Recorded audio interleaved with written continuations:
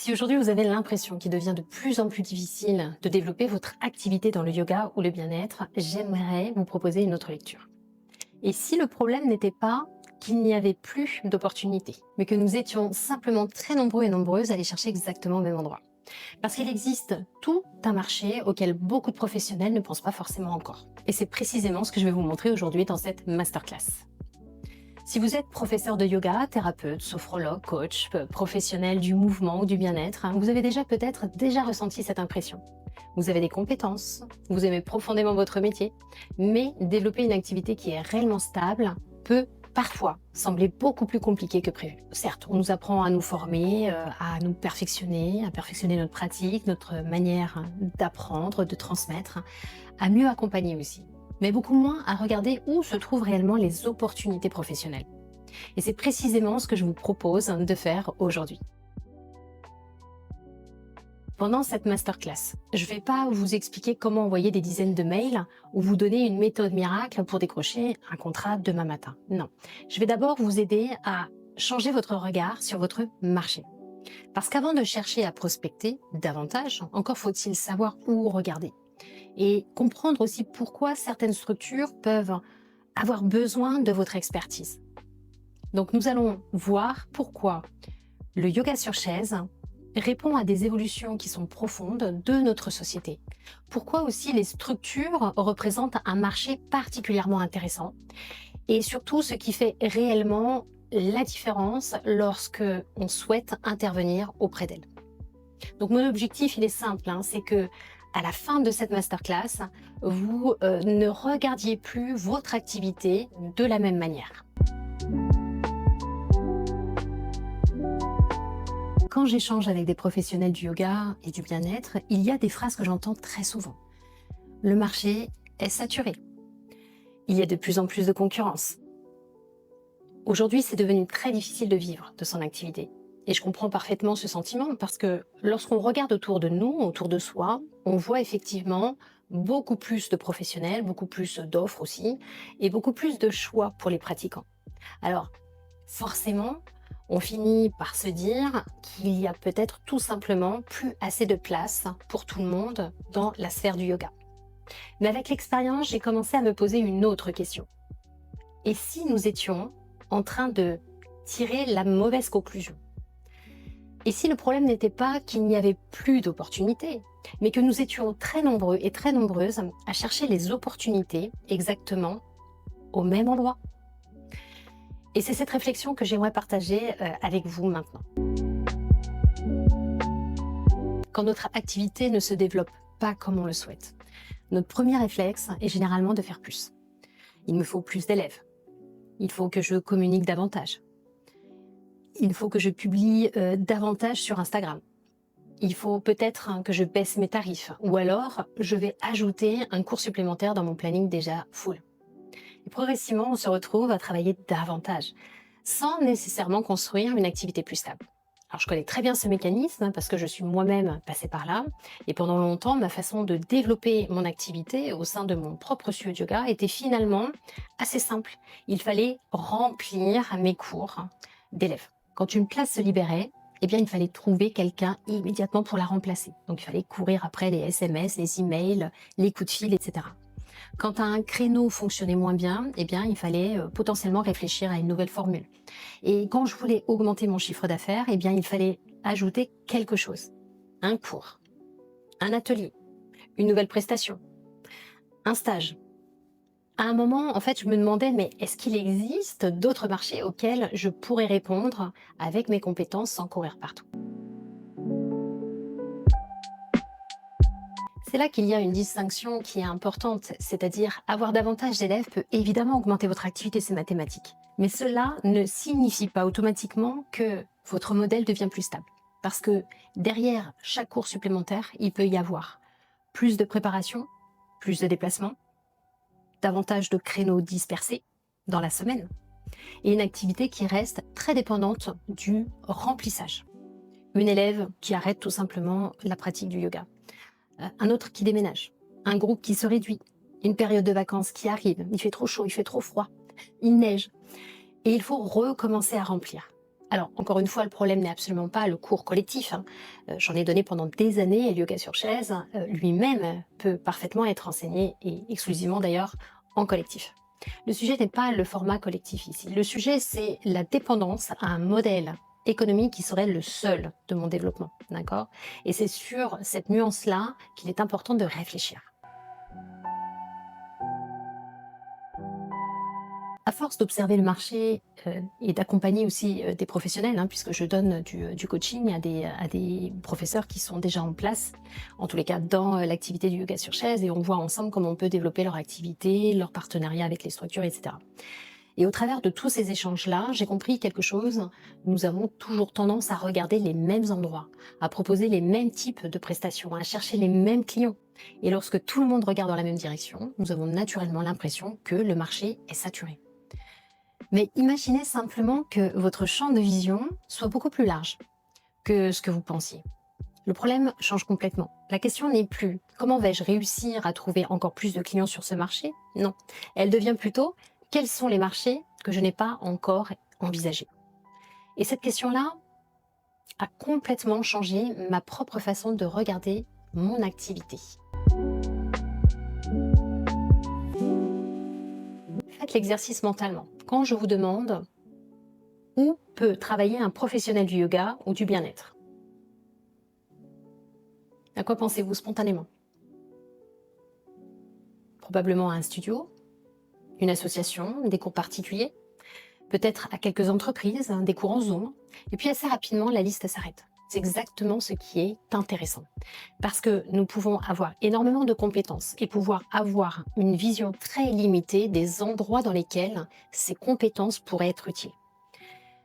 C'est donc pas nécessairement notre savoir-faire qui nous limite. Parfois, c'est simplement notre connaissance du marché.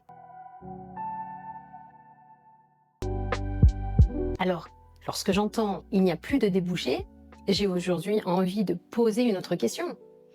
Est-ce qu'il n'y a réellement plus de débouchés, ou est-ce que nous ne connaissons simplement pas encore tous les débouchés? Parce que ce sont deux réalités complètement différentes. Dans la première, le marché, il est fermé. Il n'y a plus rien à faire. Dans la seconde, les opportunités existent déjà. Mais nous devons apprendre à les voir. Et c'est beaucoup plus encourageant.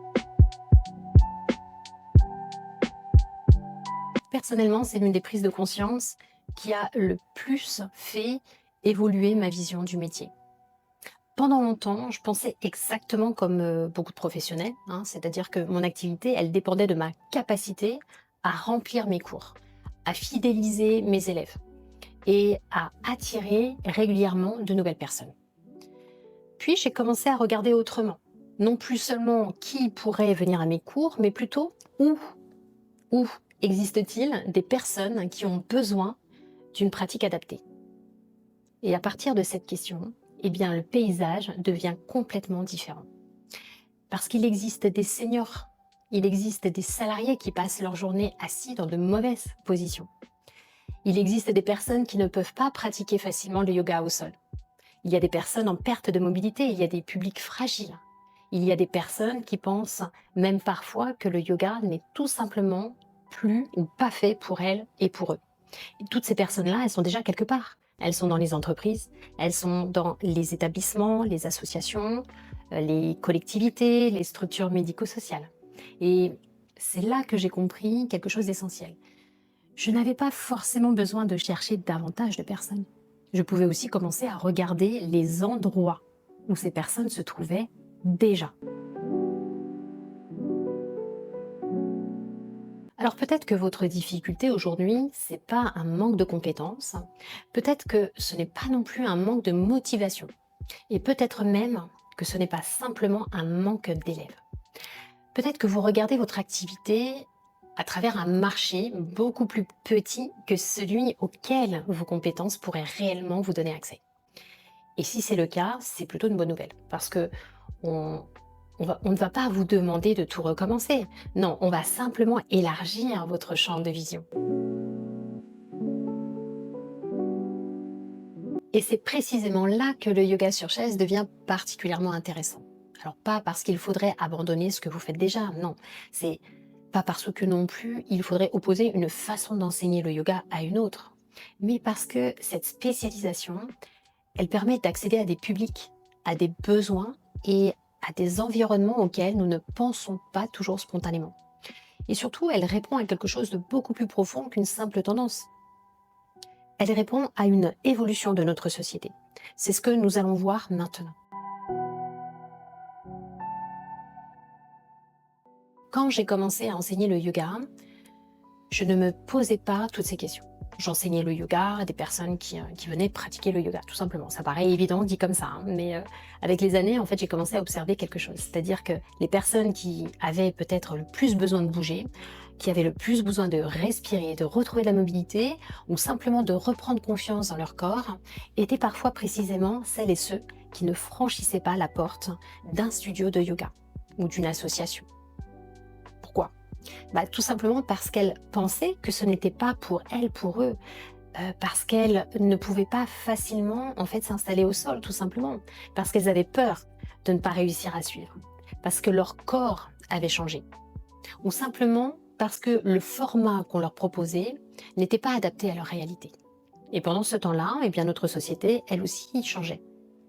La population vieillit, la prévention prend une place de plus en plus importante. On parle davantage d'inclusion, d'accessibilité, de sédentarité, de qualité de vie au travail. Tous ces sujets peuvent sembler très différents, mais ils posent finalement une même question aux professionnels que nous sommes. Est-ce que nos pratiques évoluent aussi avec les besoins des personnes que nous souhaitons accompagner ? Parce que lorsque la société change, eh bien, nos métiers doivent être capables d'évoluer avec elle.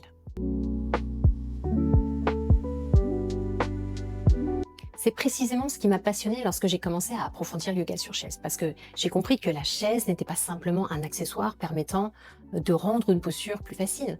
Non, elle changeait complètement le champ des possibles, parce que tout à coup, je pouvais proposer une pratique à quelqu'un qui ne pouvait pas aller au sol. Je pouvais adapter un même mouvement à plusieurs niveaux de mobilité.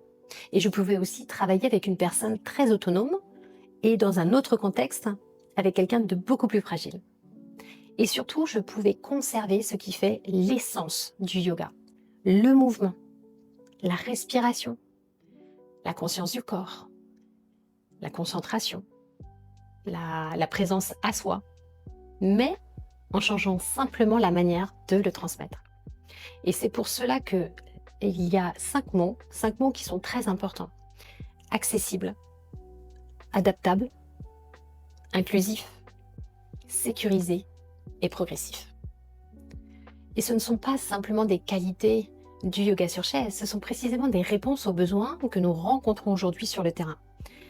Et c'est cette capacité d'adaptation qui en fait, à mes yeux en tous les cas, une véritable spécialisation. Il y a pourtant une idée que j'entends encore trop souvent. Quand je dis yoga sur chaise, eh bien, il y a beaucoup de personnes qui pensent immédiatement personnes âgées, seniors. Alors effectivement, les seniors représentent un public extrêmement important parce qu'avec le vieillissement de la population et l'enjeu du maintien de l'autonomie, eh bien, les besoins vont continuer à être considérables. Mais réduire le yoga sur chaise aux seniors serait vraiment passer à côté d'une grande partie de son potentiel. Prenez simplement quelqu'un qui travaille 8 heures par jour devant un ordinateur.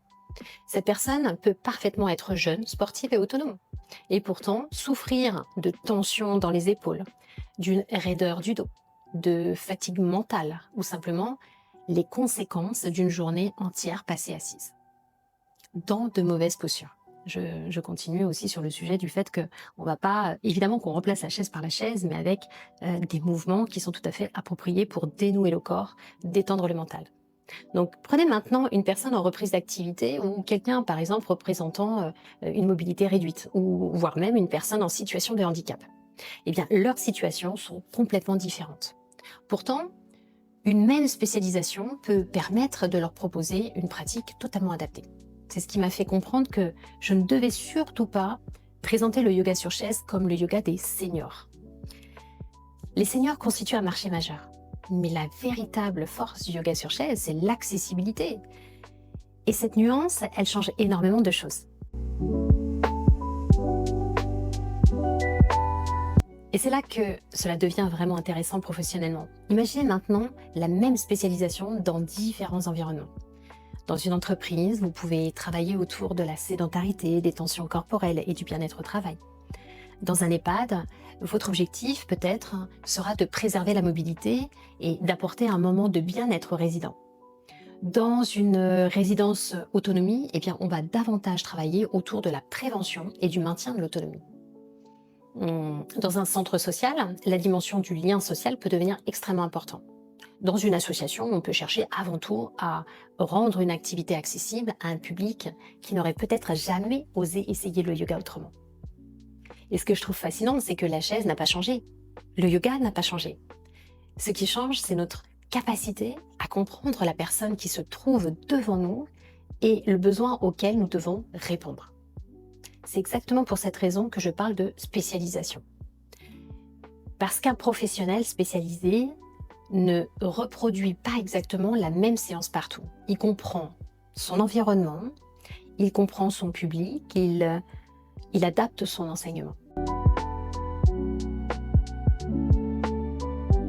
Et cela m'amène à une deuxième idée reçue que j'aimerais vraiment déconstruire. Mais finalement, le yoga sur chaise, c'est juste du yoga simplifié. Non. Et c'est même parfois exactement l'inverse. Parce que quand vous avez devant vous un groupe homogène, autonome, habitué à pratiquer, eh bien vous disposez d'un certain cadre. Mais imaginez maintenant que vous avez un groupe dans lequel une personne possède une bonne mobilité, puis une autre qui ne peut pas lever complètement un bras, une autre qui manque d'équilibre, un ou une autre encore qui appréhende simplement le mouvement, ou une autre personne qui est en chaise roulante. Vous devez être capable d'observer, d'adapter, de proposer plusieurs options, de savoir jusqu'où aller et parfois même surtout de savoir jusqu'où ne pas aller. C'est là que se trouve l'expertise. Je me souviens d'ailleurs avoir réalisé au fil de mes expériences que connaître beaucoup de postures, eh bien c'était absolument pas suffisant. Ce qui faisait la différence, c'était ma capacité à regarder une personne et à me demander mais de quoi a-t-elle besoin aujourd'hui et comment puis-je lui proposer une pratique qui respecte réellement ses capacités. À partir de ce moment-là, on ne parle plus de yoga simplifié. On parle de pédagogie, on parle d'adaptation, on parle de compréhension du public et donc véritablement d'expertise.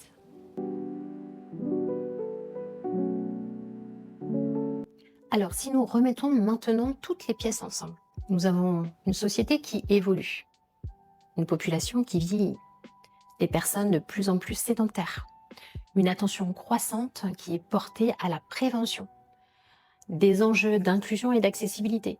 Et parallèlement, nous avons une pratique qui est capable de s'adapter à des personnes et à des environnements extrêmement différents. C'est pour cela que je ne considère pas le développement du yoga sur chaise comme une mode. Parce qu'une mode, elle apparaît, puis elle disparaît. Ici, les besoins qui créent cette demande sont structurels. Et lorsque j'ai compris cela, eh bien, ma façon de regarder cette spécialisation a complètement changé. Je ne me suis plus demandé, est-ce que les gens vont être intéressés par le yoga sur chaise? Non. Je me suis demandé, mais où sont les personnes qui ont déjà besoin de ce que le yoga sur chaise peut leur apporter? Et cette question vous ramène directement à ce que nous avons vu dans la première partie.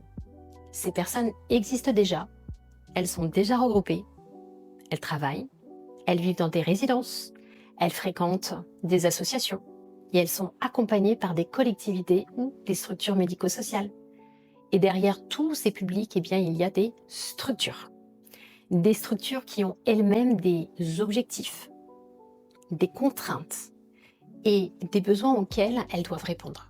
Et c'est précisément parce que ces besoins existent que de nombreuses structures recherchent des professionnels capables de proposer des activités adaptées. Et c'est ce nouveau marché que nous allons maintenant explorer. Quand on démarre dans le yoga ou dans le bien-être, on nous apprend énormément de choses sur notre métier. Mais on nous apprend à enseigner, à accompagner, à construire une belle séance bien structurée, fluide, avec une cohérence corporelle, à développer nos compétences. Mais il y a quelque chose que on nous apprend beaucoup moins.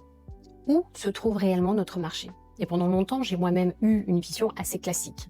Il y avait les particuliers, les associations et les studios de yoga. Et finalement, lorsque je voulais développer mon activité, eh bien, je regardais toujours dans ces mêmes directions. Le problème, c'est que lorsque des centaines de professionnels, voire des milliers de professionnels actuellement font exactement la même chose que moi, eh bien, nous finissons forcément par avoir l'impression que les opportunités se raréfient. Alors qu'en réalité, ces marchés existent toujours. Ils sont parfaitement légitimes, mais ils ne représentent qu'une partie des possibilités qui s'offrent à nous. Et c'est cette prise de conscience qui a profondément changé ma façon d'envisager mon activité. Lorsque j'ai commencé à regarder du côté des structures, j'ai compris quelque chose de fondamental. Une structure ne se réveille pas le matin en se disant « Tiens, aujourd'hui, j'aimerais bien qu'une prof de yoga délivre des cours dans mon centre. » Non, elle se pose d'autres questions. Elle se pose des questions du type « Comment préserver la mobilité de mes résidents ? Comment proposer une activité accessible à des personnes qui ne peuvent pas pratiquer facilement au sol ? Comment lutter contre la sédentarité de mes salariés, si on est en entreprise ? Comment créer du lien social ? Comment améliorer la qualité de vie des personnes que j'accompagne ? Et c'est là que notre regard doit changer. Parce que lorsque vous arrivez en disant « je propose des cours de yoga sur chaise », vous parlez tout simplement juste de votre prestation. Mais lorsque vous comprenez ce que la structure cherche à résoudre, eh bien vous commencez à parler de son besoin. Et cette différence, elle paraît subtile et pourtant professionnellement, elle change énormément de choses. Les structures recherchent des activités adaptées. Elles recherchent des intervenants fiables et surtout elles recherchent des solutions qui ont du sens pour leur public. C'est probablement l'une des choses que j'aimerais vraiment que vous reteniez aujourd'hui. Votre interlocuteur n'est pas nécessairement passionné de yoga, rarement même des fois, et c'est pas un problème. Un directeur d'EHPAD ne va pas forcément choisir entre Hatha Vinyasa, Yin ou Hatha Yoga ou même le yoga sur chaise. Non, c'est pas son métier. Ce qu'il veut savoir, lui, c'est est-ce adapté à mes résidents ? Est-ce sécurisé ? Est-ce que cette personne comprend vraiment mon public ? Est-ce que cette activité répond à un objectif de mon établissement ? Même chose en entreprise. Un responsable RH, lui, il ne cherche pas nécessairement à ajouter un cours de yoga au planning de ses salariés. Il peut chercher une solution autour de la sédentarité, du stress, du bien-être au travail. Et c'est pour cela que j'insiste énormément sur cette idée. Les structures n'achètent pas simplement une discipline, elles investissent dans une solution. Et lorsque vous commencez à présenter votre expertise de cette façon, eh bien vous ne vous positionnez plus tout à fait de la même manière. Et lorsque j'ai commencé à regarder le marché avec cette grille de lecture, en quelque sorte, quelque chose s'est ouvert parce que si je ne cherche plus uniquement les endroits où l'on fait du yoga, mais plutôt les endroits où existent les besoins, auxquels le yoga sur chaise peut répondre. Alors tout à coup, le champ devient beaucoup plus vaste parce que les structures pour seniors, évidemment, mais aussi les entreprises, les collectivités, les associations, les structures sociales, les structures médico-sociales. Et ce ne sont là que de grandes familles. À l'intérieur de chacune, vous allez trouver différents types d'établissements, différents interlocuteurs, différents publics et différents besoins. D'ailleurs, je ne vais pas volontairement vous présenter toutes ces structures-là aujourd'hui. J'ai préféré vous préparer un véritable guide que vous pourrez conserver après cette masterclass. J'y ai recensé plus de 21 structures, 21 types de structures dans lesquelles le yoga sur chaise peut trouver sa place.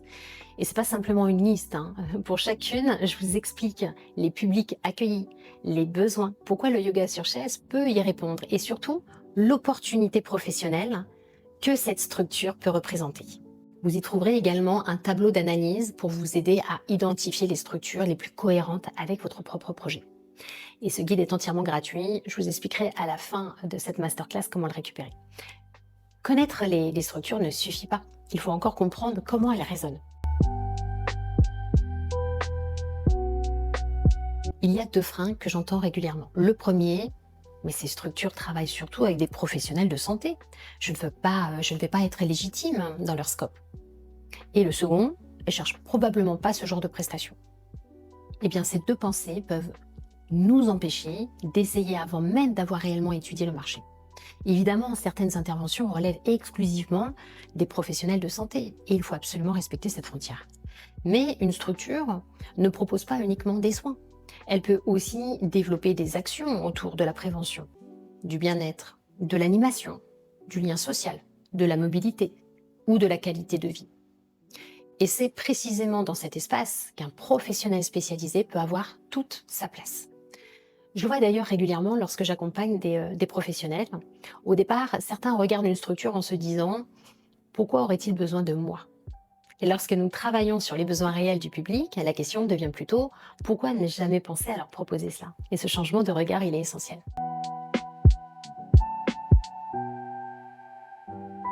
Et c'est là que la spécialisation devient particulièrement intéressante. Imaginez que vous vous présentiez simplement comme professionnel du bien-être ou professeur de yoga, yoga sur chaise. Bien, votre champ de compétences peut être très riche, mais pour la personne qui est en face, il reste parfois difficile de comprendre immédiatement ce que vous pouvez vraiment lui apporter, ce que vous pouvez apporter à son établissement. Maintenant, imaginez que votre expertise soit clairement identifiée autour du yoga sur chaise et de l'accompagnement de publics spécifiques. Et bien là, tout à coup, votre positionnement devient beaucoup plus lisible. Et cette spécialisation peut vous permettre d'intervenir auprès de publics totalement différents. Plusieurs publics, donc plusieurs environnements, donc plusieurs types de structures et naturellement un champ d'opportunités beaucoup plus large. Encore une fois, cela ne signifie pas qu'il faut courir après toutes les structures. Au contraire, la spécialisation vous permet aussi de choisir celles auprès desquelles votre expertise aura le plus de sens. À ce stade de la masterclass, j'aimerais que vous commenciez à voir votre marché différemment. Nous ne sommes plus vraiment en train de nous demander est-ce qu'il existe des opportunités. On vient de voir qu'il existe des besoins, des publics, des structures et des environnements qui sont extrêmement différents dans lesquels le yoga sur chaise peut avoir toute sa place. La question devient donc beaucoup plus intéressante. Suis-je capable de répondre professionnellement à ces opportunités? Parce que connaître l'adresse d'un EHPAD, ça suffit pas, on est d'accord. Savoir qu'une entreprise pourrait être intéressée ne suffit pas, on est d'accord. Posséder une liste de structures ne suffit pas. Il faut que lorsque cette structure vous ouvre sa porte, eh bien vous soyez prête à comprendre son public, prêt à adapter votre pratique, prêt à expliquer clairement ce que vous apportez. Et surtout prêt à inspirer suffisamment confiance aussi pour que la personne en face se dise « Oui, c'est ce professionnel que je veux pour mon public ». Et c'est exactement ce qui nous amène à la quatrième partie. Parce que deux professionnels peuvent avoir de très bonnes compétences et pourtant être perçus de manière complètement différente par une structure. Alors qu'est-ce qui fait réellement la différence? C'est ce que nous allons voir maintenant.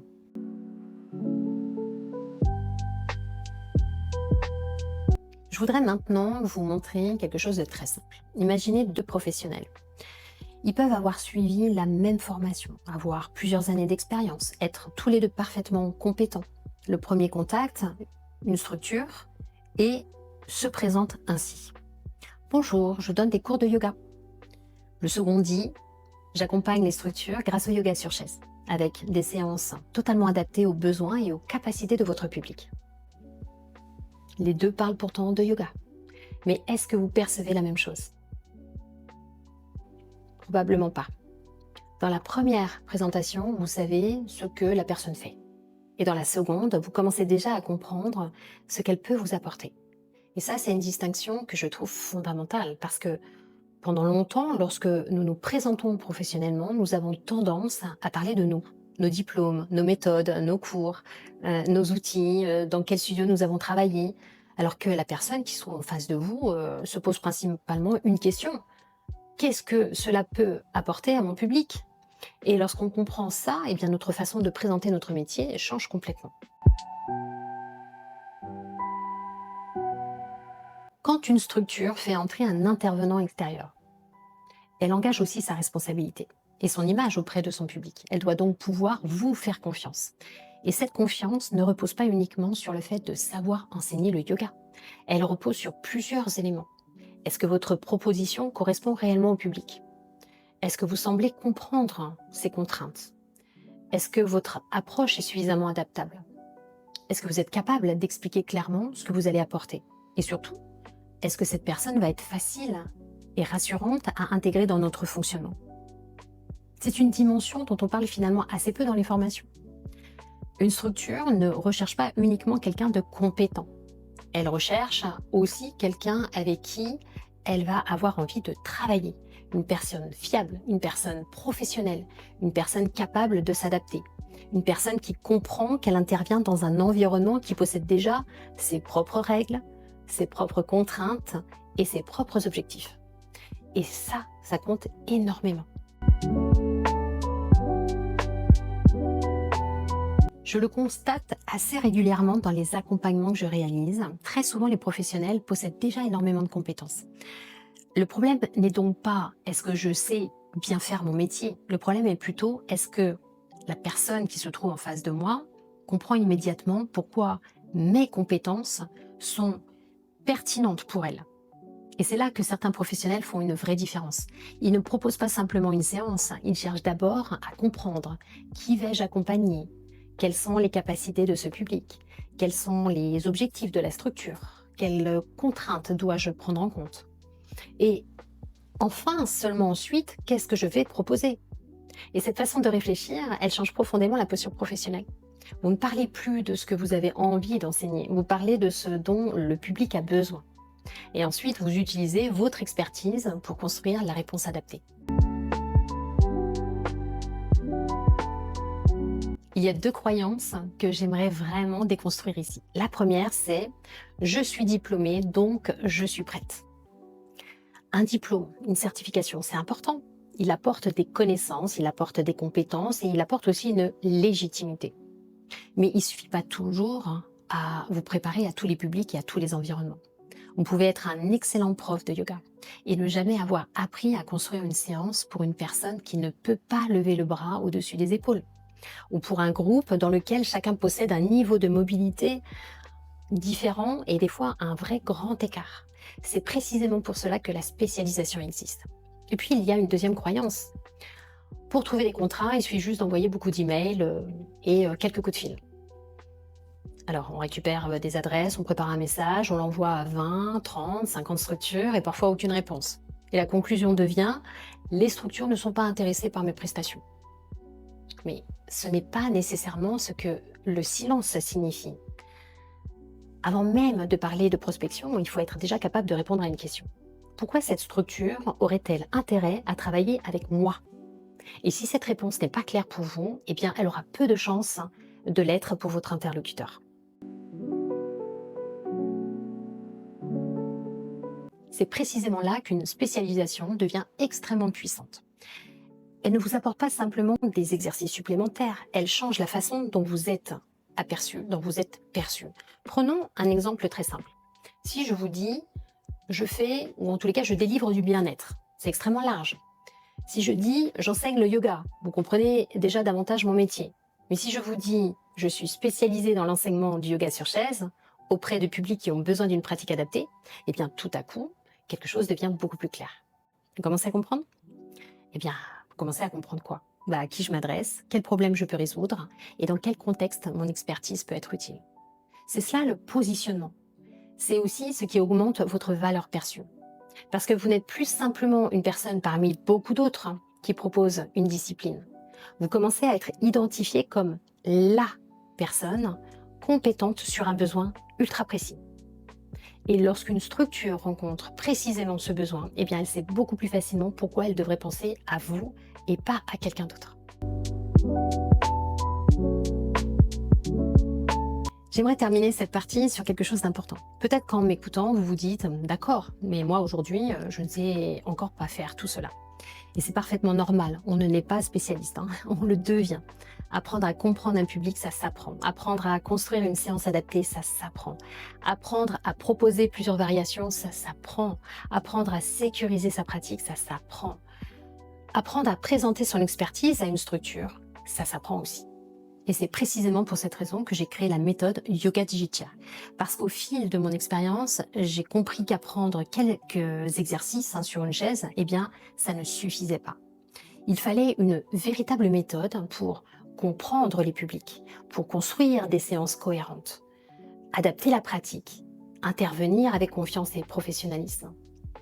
Je vous en reparlerai dans quelques minutes pour celles et ceux qui souhaiteront aller plus loin. Mais pas besoin d'avoir toutes les réponses maintenant. Vous avez simplement besoin de comprendre dans quelle direction vous souhaitez développer votre expertise.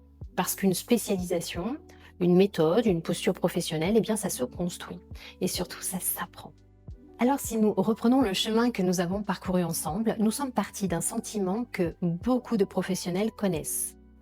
Il devient difficile de développer son activité aujourd'hui. Puis nous avons élargi notre regard. Nous avons vu que notre société évolue et que de nouveaux besoins apparaissent. Nous avons aussi compris pourquoi le yoga sur chaise répond particulièrement bien à ces évolutions.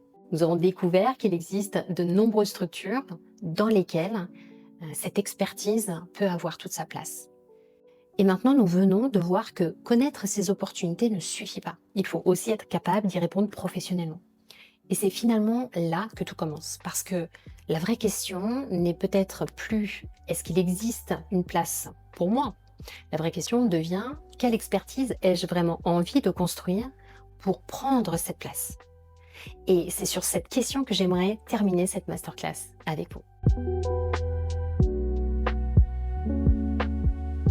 Nous arrivons maintenant à la fin de cette masterclass et si vous ne deviez retenir qu'une seule chose de tout ce que nous avons vu ensemble aujourd'hui, j'aimerais que ce soit celle-ci.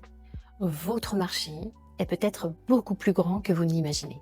Pendant longtemps, nous avons été nombreux à penser notre activité à partir de ce que nous savons faire. Je suis professeur de yoga, donc je donne des cours de yoga. Je suis sophrologue, donc je propose des séances de sophrologie. Mais aujourd'hui, je vous invite à renverser cette logique. Commencez par regarder les besoins. Qui a besoin d'une pratique plus accessible? Qui a besoin de retrouver de la mobilité?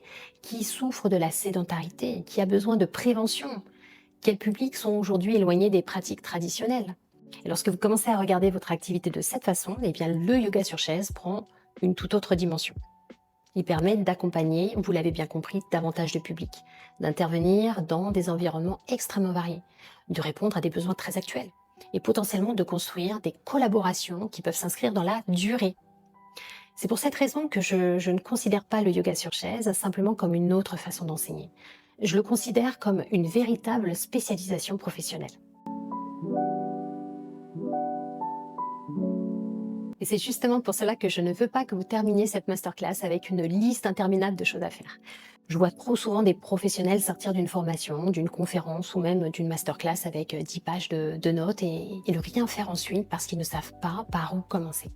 Alors, je vais vous proposer quelque chose de beaucoup plus simple. Commencez par choisir un public, pas 5, pas 2, 1. Posez-vous cette question. Avec qui ai-je réellement envie de travailler ? Ensuite, utilisez le guide gratuit en lien dans la description pour identifier 2 ou 3 structures dans lesquelles ce public se trouve déjà. Et enfin, posez-vous cette dernière question. Si l'une de ces structures me disait oui demain, est-ce que je serais réellement prête à intervenir? Et si cette question est importante, parce que décrocher un contrat n'est pas une réussite, si derrière vous ne vous sentez pas suffisamment préparé pour délivrer une prestation de qualité, on est d'accord. Donc l'objectif n'est donc pas simplement d'obtenir un premier oui. L'objectif, c'est de développer suffisamment d'expertise pour que cette première intervention puisse devenir une deuxième, puis une troisième, puis peut-être un cycle, et parfois même une collaboration qui va durer plusieurs années. Et c'est là que l'on commence réellement à construire une activité stable, une activité rentable. Avant de nous quitter, j'aimerais vous partager une dernière réflexion. Quand on parle de développer son activité, on imagine souvent qu'il faut tout changer. Créer une nouvelle offre, refaire son site, être présent partout sur les réseaux sociaux, trouver toujours plus de clients, travailler davantage. Je ne crois pas que ce soit nécessairement la réponse. Parfois, le changement peut être beaucoup plus simple. Il consiste à regarder différemment les compétences que vous possédez déjà et à décider de les enrichir avec une expertise qui vous ouvre de nouvelles portes. C'est exactement ainsi que je vois le yoga sur chaise. Il ne vous demande pas d'abandonner ce que vous faites déjà. Il peut venir compléter votre activité, élargir les publics que vous êtes déjà capable d'accompagner ou vous permettre d'accéder à de nouveaux environnements. Si vous venez d'un autre milieu que le yoga, et progressivement vous permettre de construire une activité plus diversifiée et plus solide. Alors ne cherchez pas à ouvrir toutes les portes que vous avez déjà ouvertes. Choisissez simplement celle qui vous ressemble le plus. Préparez-vous, développez votre expertise et ouvrez-la. Parce que les opportunités existent déjà. La question maintenant, c'est ce que vous allez décider d'en faire.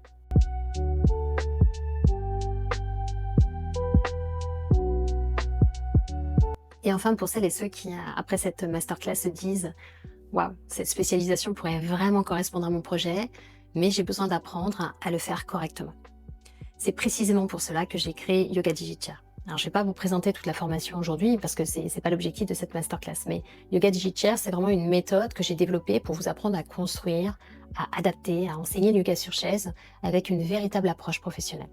L'objectif n'est pas simplement de connaître davantage d'exercices, il est plutôt de savoir comprendre les publics, construire des séances cohérentes, adapter votre pratique, la sécuriser et développer une véritable posture professionnelle. Donc si vous souhaitez simplement explorer les opportunités, commencez par télécharger le guide gratuit. Et si vous savez déjà que vous souhaitez développer cette expertise, eh bien vous pouvez également découvrir Yoga Digitchair. Le lien est aussi dans la description, plus bas dans la légende. Merci sincèrement d'avoir passé ce moment avec moi. J'espère surtout que cette masterclass vous aura donné quelques pistes, quelque chose de beaucoup plus précieux qu'une liste de conseils, c'est-à-dire une nouvelle façon de regarder votre activité, peut-être aussi l'envie d'explorer une porte professionnelle que vous n'aviez encore jamais envisagée. À très bientôt.